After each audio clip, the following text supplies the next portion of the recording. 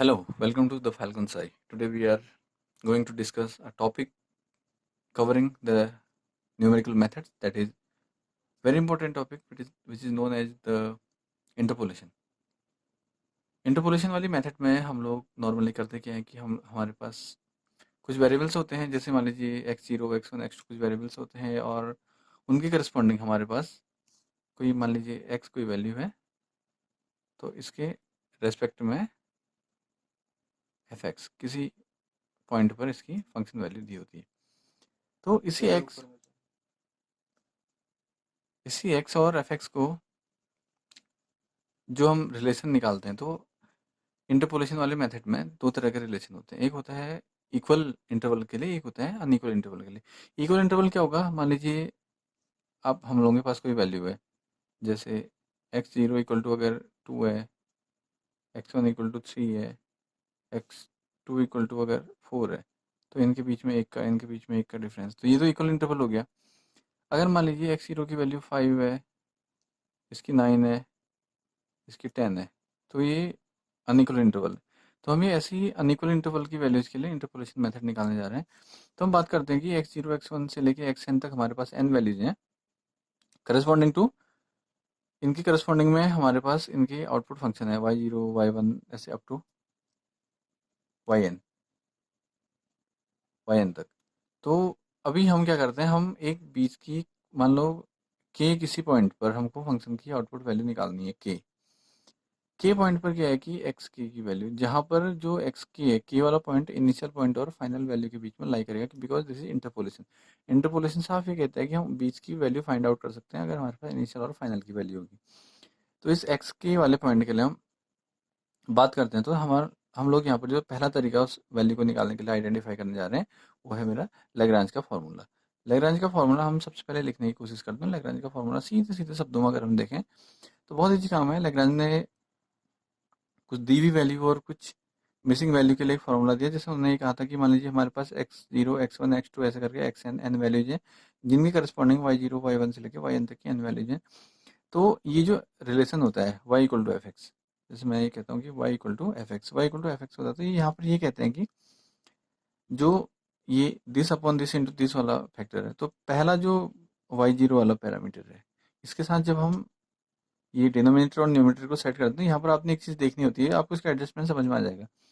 तो सबसे पहले हम ये पहला वाला x0 इसको उसके बाद हम क्या करेंगे कि जो हमको वैल्यू नोन है उसमें से हम बारी बारी से पहले x1 को लेस करेंगे, फिर x2 को लेस करेंगे, फिर xn को लेस करेंगे। वैसे डिनोमिनेटर में क्या करेंगे, जो हमने x की वैल्यू स्किप की है उसमें से हम x की सारी वैल्यू को लेस करते हैं। ये डिराइव करना बहुत ईजी है, डेरिवेशन में आपको कभी नेक्स्ट लेक्चर में बताऊंगा। फिलहाल हमने ये देखना है। इसके बाद जब मैं सेकेंड टर्म की बात करूंगा, तो सेकेंड टर्म निकालना बहुत ईजी है। अभी हमने x0 को स्किप किया था, अब अगले वाले हम x1 को स्किप करेंगे, तो ये कैसा बनेगा, x माइनस x0। देखिए x माइनस x2, वन वाला टर्म स्किप हो गया। अब वन वाला टर्म स्किप हुआ तो नीचे वाले सारे टर्म में x0 की जगह x1 आएगा, तो वो कैसा दिखाई देगा, x1 माइनस x0, फिर x1 minus x2, x1 minus x3 ऐसे करके बनेगा ये y0। यहाँ कोफिशिएंट आ जाएगा y1, ऐसे करके हम nth वैल्यू में अगर चले जाएंगे तो एक्स एन वाला टर्म मिस हो जाएगा, तो यहाँ पर x minus X N minus one और इसके नीचे x1 minus X N minus one हमें ऐसा दिखाई देगा इंटू वाई। तो सिंपली जो हमारा फॉर्मूला बनता है किसी अननोन वैल्यू को निकालने का, ये लैग्रांज का फॉर्मूला कहलाता है। अभी लैग्रांज का फॉर्मूला जो है कि इसमें हमको बहुत सारी वैल्यू पुट करनी पड़ती हैं, तो हम लोगों ने इसका एक शॉर्ट फॉर्म और देखा निकालने के लिए, जिसको हम कहते हैं with the help of derived difference. Okay, divided difference में हम लोग ये देखते हैं कि जैसे मान लीजिए हमारे पास कोई वैल्यू x है और x0 y0 मिलके पहला पॉइंट बनाते हैं। अब ये पॉइंट निकालने का फंडामेंटल क्या है कि x0 है, तो x0 जो इंडिपेंडेंट वेरिएबल है वो किसी फंक्शन की हेल्प से यहाँ पर y की वैल्यू देगा, that is known as my fx0। तो fx0 को हम लोग y0 कहते हैं। तो x0 y0 पहला पॉइंट है, x1 y1 दूसरा पॉइंट है, ऐसे xn yn n number of point है। तो यहाँ पर हम लोगों का जो फर्स्ट डिवाइडेड डिफरेंस निकलता है वो ऐसे निकलता है कि ये जो पॉइंट की वैल्यू है इनिशियल पॉइंट की और इसके अगले वाले पॉइंट की वैल्यू, और इसकी फंक्शन इनपुट फर्स्ट पॉइंट का और फंक्शन आउटपुट दूसरे पॉइंट का, इनको आपस में हम घटा देते हैं। तो फर्स्ट डिवाइडेड डिफरेंस निकलेगा कैसे, वाई इसका जो करस्पॉन्डिंग फंक्शन है दैट इज y1 तो y1 minus y0 upon x1 minus x0, ऐसे ही हम एक वैल्यू और लेते हैं तो हम ये निकालेंगे। ऐसे सेकंड डिवाइडेड डिफरेंस जब निकालना होता है, हमने सेकंड डिवाइडेड डिफरेंस निकालने के लिए हमको चाहिए पड़ते हैं 3 पॉइंट।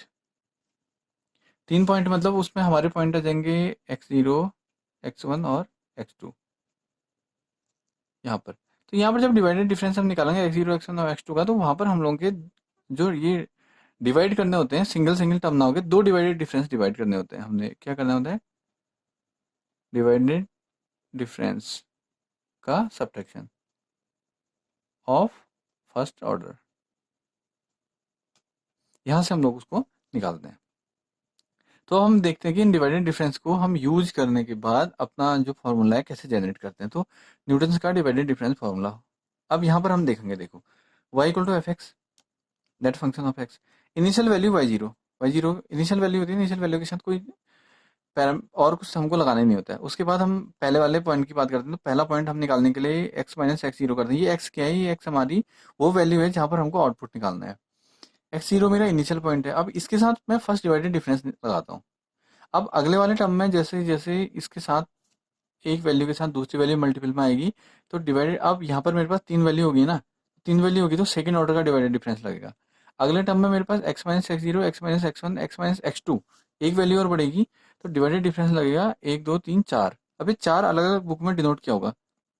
किसी बुक में आप इसको X X zero X one X two देखोगे, कहीं आपको दिखाई देगा X zero X one X two X three. मैं बहरहाल इसको फॉलो करूंगा। अब सिंपल सा फॉर्मूला हो गया। तो ये हम लोगों के पास इंटरपोलेशन निकालने के दो मेथड थे अनइक्वल इंटरवल का। अब इसको डिस्कस करते हैं थोड़ा सा और हम आगे देखते हैं। अब ये दो जो हम लोगों ने फॉर्मूले पढ़े हैं, इनको अच्छे से समझने के लिए हम क्या करते हैं कि प्रॉब्लम लेते हैं, मैथमेटिकल प्रॉब्लम, तो ये सारी चीजें क्लियर कर देगी। अब क्वेश्चन ये कहता है कि एक्स की कुछ वैल्यू है हमारे पास, एक्स की वैल्यू 5, 7, 11, 13, 17, पांच वैल्यू है। इनकी करस्पॉन्डिंग एफ एक्स की वैल्यू दी है, 5 के बिहाफ में, 7 के बिहाफ में, 11 के लिए, 13 के लिए और 17 के लिए। अब यहाँ पर हम ये देखते हैं कि ये वैल्यू x0 है, ये वैल्यू x1 है, ये x2 है, ये x3 है, x4 है।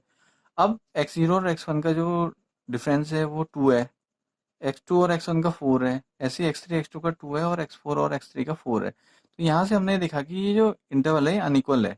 यहाँ 2 का डिफरेंस था, यहाँ 4 का था, यहाँ अगेन 2 का था, यहाँ 4 का था। अब इस क्वेश्चन में हमको फाइंड आउट करना है कि F9 पर वैल्यू क्या होगी, वैल्यू इक्वल टू, तो हम सबसे पहले लैग्रांज फार्मूला का यूज करके इसकी वैल्यू निकालेंगे 9 पर। हमसे ये कहा था कि x इक्वल टू 9 पर एफ एक्स की वैल्यू क्या होगी, हमको फाइंड आउट करना है। तो हमने देखा कि 5 है, ये 7 है, 11, 13, 17 ये हमको दिया, 9 बीच का टर्म है। अब बिकॉज 9 जो है 5 और 17 के बीच में एग्जिस्ट करता है, तो यहाँ पर इंटरपोलेशन का फॉर्मूला हेल्पफुल होगा। लैग्रांज का फॉर्मूला अप्लाई करते हैं, हमने उसमें सिंपली कहा था कि F9 इक्वल टू क्या हो जाता है, ये जो 9 है, 9 में से हमने कहा था कि सबसे पहले फर्स्ट वाले को स्किप कर देंगे, तो 9 - 7, 9 - 11, 9 - 13, 9 - 17 ऐसे आ जाएगा।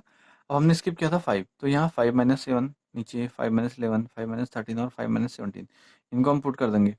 इनटू होता था F0, F0 की वैल्यू हमको क्वेश्चन में दी है 150, ये हो गया। ऐसे सेकंड टर्म में हम गए, सेकंड टर्म में 7 स्किप हो जाएगा, तो 9 - 5 into 9 - 11 into 9 - 13 into 9 - 17 upon skip क्या हुआ था 7, तो अपॉन में क्या जाएगा 7 - 5, 7 - 11 और 7 - 13 एंड 7 - 17 ये हो जाएगा, इंटू अगला वाला टर्म 392। ऐसे करके अगले वाले टर्म की वैल्यू हमको दी थी 1452। तो ऐसे हम थर्ड टर्म निकालेंगे, ऐसे फोर्थ एंड फिफ्थ टर्म निकालेंगे।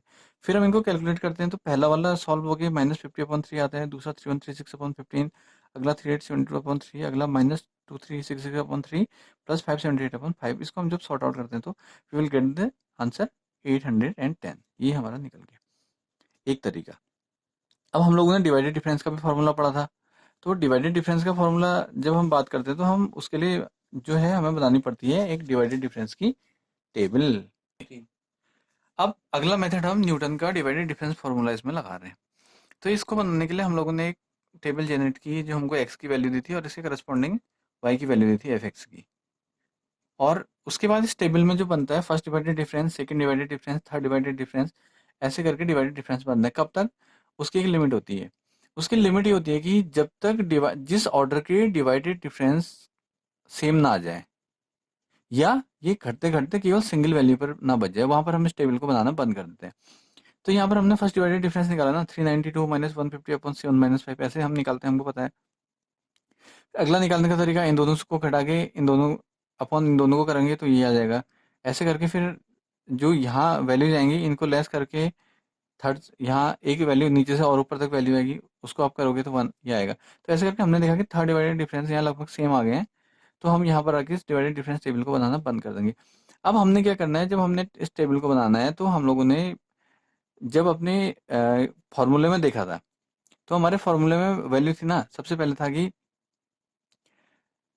फर्स्ट डिवाइडेड डिफरेंस वाला फॉर्मूला सबसे पहले यहाँ पर था, वो ब्रैकेट हमारा x0 x1, ये फर्स्ट डिवाइडेड डिफरेंस था।